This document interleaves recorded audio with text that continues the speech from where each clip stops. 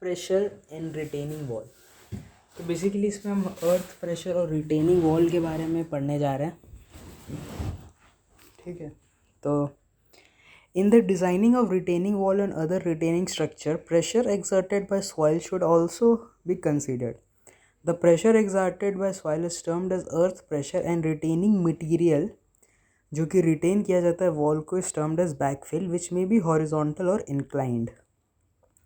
ये बैकफिल का डायग्राम है और अगर एक बीटा एंगल पे एक सरचार्ज है तो वो इंक्लाइन बैकफिल हो जाता है. Earth pressure at rest condition, when no failure and there is no shear condition. If the wall is rigid and earth unyielding, then there will be no displacement or deformation, hence soil will be in rest condition. Pressure exerted by the soil on the wall in this stage is termed as earth pressure at rest condition. And when we have a wall at z depth, तो हमारे पास जो earth pressure हो जाएगा उसका diagram. So effective stress downward direction में लगेगा. Effective in horizontal direction will be lateral earth pressure and effective in vertical will be vertical earth pressure. So मोहर circle इस केस में हमारे पास मोहर फेलियर इन्वेलप से नीचे ही बनेगा, रेस्ट कंडीशन में सेफ रहेगा. हॉरिजॉन्टल फिर वर्टिकल. हॉरिजॉन्टल होता है lateral earth pressure, sigma we होता है vertical earth pressure. Lateral earth pressure upon vertical earth pressure is called earth pressure coefficient. At rest condition, जब भी हमारे पास रेस्ट कंडीशन होती है, सो लेटरल स्ट्रेन, जो लेटरल स्ट्रेन होता है वो बेसिकली हमारा जो रहता है उसका फॉर्मूला यहाँ नीचे प्रोजेक्टेड किया गया आप सभी लोगों के लिए. Strain in horizontal direction will be sigma H upon E minus Poisson ratio sigma V upon E minus mu sigma H upon E is equals to 0. So lateral earth pressure in horizontal direction 1 minus mu is equals to mu vertical earth pressure, and lateral earth pressure upon vertical earth pressure is equals to mu upon 1 minus mu is equals to k naught. Earth pressure coefficient at rest condition k naught will be equal to mu upon 1 minus mu. So lateral earth pressure upon vertical earth pressure is equals to k naught. So horizontal or lateral earth pressure is equals to k naught vertical earth pressure. Earth pressure at rest condition P naught is equals to k naught sigma vertical earth pressure on the wall at depth z. अगर हम बात करें तो sigma v को gamma z लिख देंगे. ठीक है. टाइप्स ऑफ सॉइल पे बेसिकली डेंस सैंड है तो 0.4 से 0.45 के नॉट होता है. तो ये एक बेसिक नोट है, अगर आपको याद करना तो आप लिख सकते हैं. जैकी ने हमें एक फार्मूला दिया था प्योर सैंड के लिए, where K not is equals to 1 minus sine phi. Now basement wall और ब्रिज एबटमेंट अगर डिज़ाइनिंग की जाती है इन रेस्ट कंडीशन पे, तो हम जो होता है उसको बेसिकली रेस्ट कंडीशन पे ही डिज़ाइनिंग करते हैं. बेसमेंट वॉल, ब्रिज, एबटमेंट, ठीक है, piers. No active earth pressure. During the active stage, wall moves away from the backfill, and the portion of backfill just moves behind the wall, leaves the rest of the soil mass and moves along with the wall. This portion of backfill which moves is known as failure wedge. The resistance of soil due to its shear strength is mobilized at upward and downward direction on the rupture plane, which decreases the pressure on the wall. This decrease in pressure takes place up to an extent when entire shear resistance is mobilized. The minimum pressure acting on the wall at this stage is active earth pressure. Active stage में जो strain really required होता है in order of 0.2% to 0.5%. 0.2% होता है dense sand के लिए and 0.5% होता है loose sand के लिए. अगर हम पैसिव अर्थ प्रेशर की बात करें तो पैसिव स्टेज में वॉल मूव करता है towards the backfill. The shearing resistance of the soil builds up against the wall which results in increase of the pressure on the wall. This increase in pressure takes place up to an extent when entire shear resistance is mobilized. The maximum pressure acting on the wall at this stage is termed as passive earth pressure. The strain required in passive stage is in the order of 2 to 15%. 2% होता है dense sand के लिए, 15% होता है loose sand के लिए. अगर हम एक्टिव स्टेज में बात करें तो हम देख ही सकते हैं कि हमारे पास जो वॉल है वो मूव कर रहा है लेफ्टवर्ड साइड में. सिग्मा वर्टिकल जो होता है ये होता है हमारा मेजर, और सिग्मा लेटरल जो होता है सिग्मा हॉरिजॉन्टल वो होता है हमारा माइनर. ठीक है. फेलियर वेज हमारा एक ट्रायंगुलर बन गया है. It makes an angle 45 + 5/2 with horizontal. Delta H का मूवमेंट है एच कॉट 45 + 5/2. ठीक है. और ये रप्चर प्लेन शो हो रहा है, डाउनवर्ड मूवमेंट हो रहा है, शियर रेजिस्टेंस ऊपर की तरफ लग रहा है. So there is an expansion. Sigma V जो हो रहा है वो सेम है लेकिन sigma H is decreasing. So there is an expansion taking place. Strain is developed delta H by L. Now whenever we came to the passive stage, the h cot 45 - 5/2. Now the horizontal plane will make 45 - 5/2 with the rupture plane. ठीक है. और 45 + 5/2 normal वाला बनाता है. ठीक है. Vertical plane. Upward movement होता है सॉइल का, शेयर रेजिस्टेंस डेवलप होता है. सिग्मा वी इसमें माइनर होगा और सिग्मा एच मेजर होगा. पैसिव स्टेज है, देयर इज कंप्रेशन. सो अगर हम इस डायग्राम को देखते हैं तो हमारे पास यहाँ पे दिखाया जाता है कि सिग्मा वी मेजर होता है और सिग्मा एच माइनर होता है. नो हमें पता है कि सिग्मा वी जो रहेगा वो सेम रहेगा in sigma H will be in decreasing state because soil थोड़ा मूव करते ही अनसपोर्टेड हो जाएगा. सो स्ट्रेन इज लो.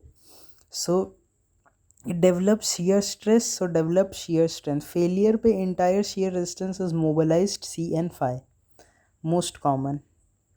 अगर हम एक्सपेंशन होता है एक्टिव में और कंप्रेशन होता है पैसिव में, रेस्ट कंडीशन, तो सबसे पहले क्या होता है वॉल मूव करता है टूवर्ड्स लूव्स सॉइल, तो वो कंप्रेस होता है, डेंस होता है. उसके बाद फिर उसका शीयर जो होता है वो अचानक फिर वो डेंस हो जाता है. फिर उसके बाद फिर उसका जो शीयर वगैरह हो जाता है, फेलियर पे इंटायर शियर रेजिस्टेंस फिर मोबिलाइज हो जाता है. तो इसमें स्ट्रेन बहुत ज़्यादा होता है और उस ऊपर वाले में स्ट्रेन लो होता है. तो इसमें सबसे पहले ये लेफ़्ट साइड मूवमेंट करता है, फिर राइट साइड सर्कल बनता है इसका. तो इसमें दो प्रकार के रिप्रेजेंटेशन होते हैं. तो उसी तरह इसको हम लोग स्ट्रेन को रिप्रेजेंट करते हैं पैसिव में एक्सपेंशन, पैसिव नहीं एक्टिव में एक्सपेंशन, पैसिव में कंप्रेशन, पी नॉट पे 0. तो strain in passive expansion is 0.2 to 0.5. Strain in passive compression 2% to 15% strain. Rankine's earth pressure theory. Soil is homogeneous, isotropic, semi-infinite, dry and cohesionless.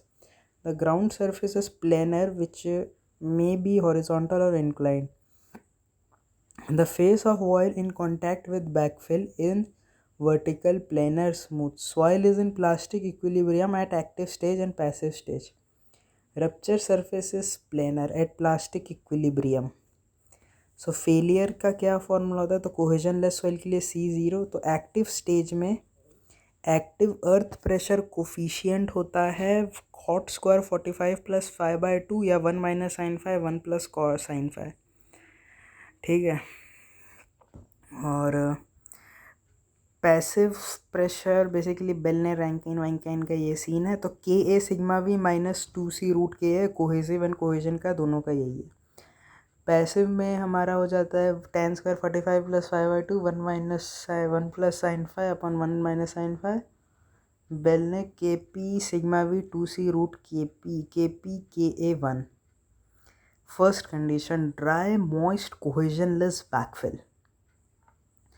एक wall के side में एक triangular Ka sigma H खींचेंगे, Pa P0 Pp तीनों का representation करेंगे एक साथ. सो K0 sigma we -2C√Ka, Kp sigma V +2C√Kp.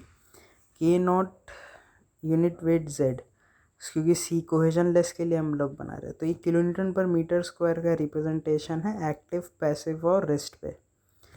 Total earth pressure thrust resultant earth pressure on unit length of wall.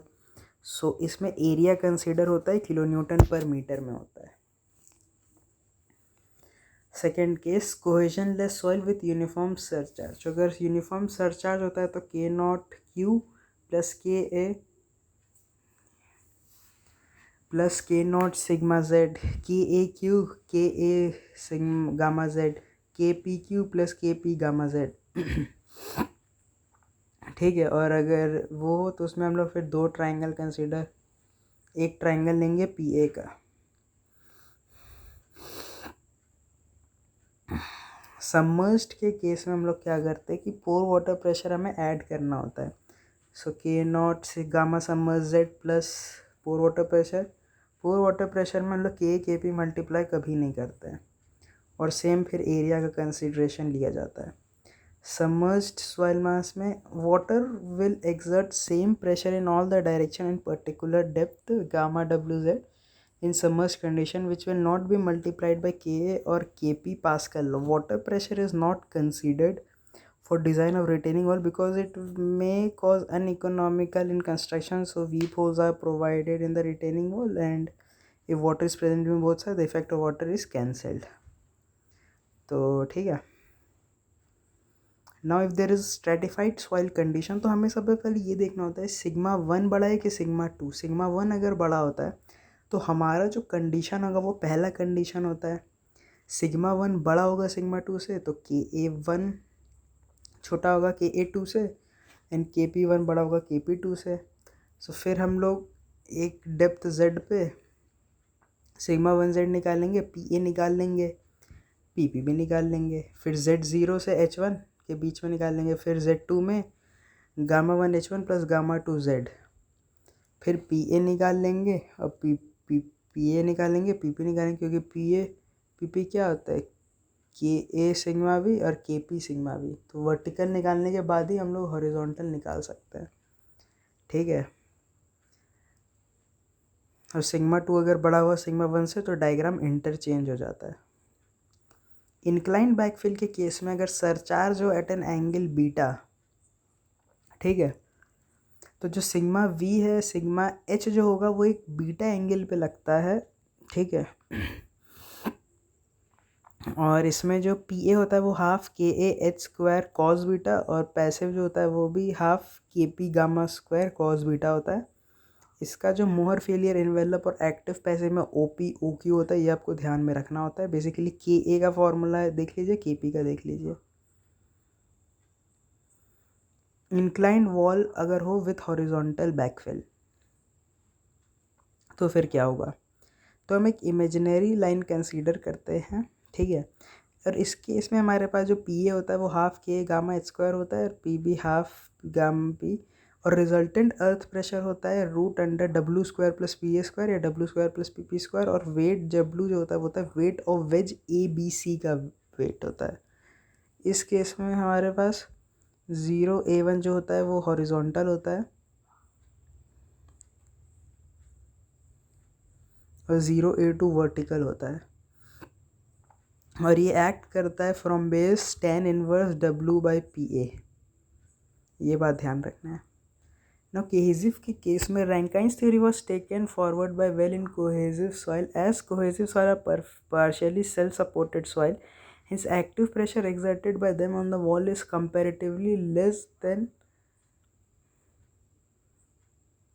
cohesionless soil, but passive pressure exerted by them is more than cohesionless soil. Active pressure in dry moist cohesive soil, so P A हो जाएगा हमारा passive में K A gamma Z minus 2C root K A Z C हो जाता है हमारा critical, तो critical depth. So total net pressure in cohesive soil in active stage up to depth 2ZC is 0। So हमारा जो net pressure होता है cohesive soil में एक्टिव स्टेज में वो ZC तक 0 होता है। Hence this cohesion soil can stand with these vertical face up to this depth without any support. So this depth of 2C is termed as critical depth or unsupported cut. Because of presence of tension crack may develop in cohesive. As a result, soil does not remain bonded to the face of the wall, hence portion so is considered to be exert no pressure on the wall.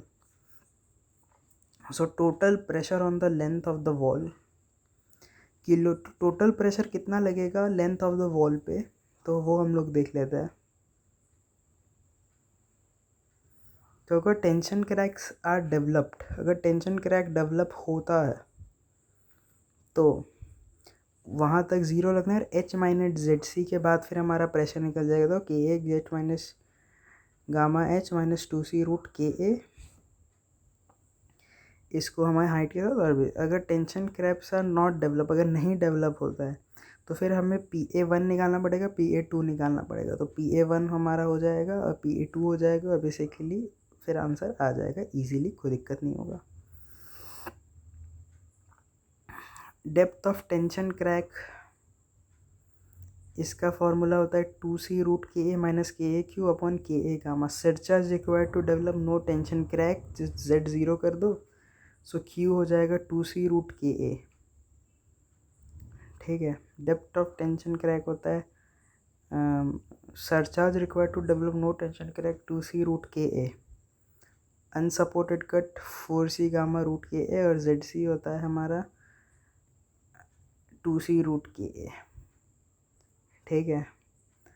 Now passive earth pressure in cohesive soil, अगर dry moist condition हो तो simple है, passive condition dry moist में हो जाएगा हमारा P K P root V plus 2c root K P, so 2c root K P plus K P gamma H. Now Coulomb's wedge theory अब हमारे पास यहाँ पे कंसीडर करेंगे अब हम।